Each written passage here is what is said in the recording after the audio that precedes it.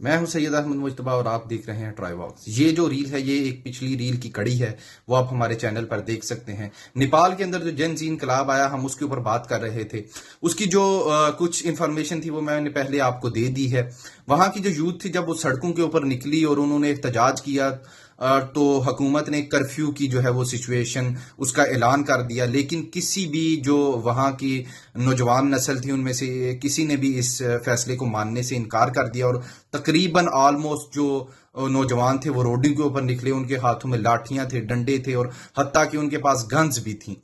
और वो पूरे जो है असला बरदार एक फौज की तरह वो टूट पड़े और खटमंडू से होता हुआ ये जो एहतजाज है ये पूरे नेपाल के अंदर फैल गया।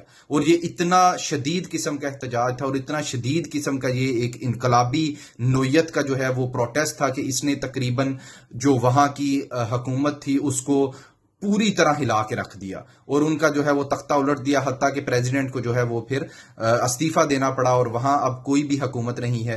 ये विदाउट एनी लीडर हुआ है, उनका कोई लीडर नहीं था, उनका कोई भी ऐसा पॉलिटिकल पार्टी का जो है वो कोई बंदा नहीं था जिसने इसके पीछे उनको बढ़ावा दिया हो। लेकिन अब हालिया वक्त में, आने वाले वक्त में देखना है कि नेपाल के लिए इसका क्या जो है वो नतीजा निकलेगा और नेपाल की जो है वो सिचुएशन और बदतर होगी या बेहतर होगी। इसके ऊपर एक डिटेल वीडियो आएगी हमारे चैनल पे, जुड़े रहिए ट्राई वॉक्स के साथ।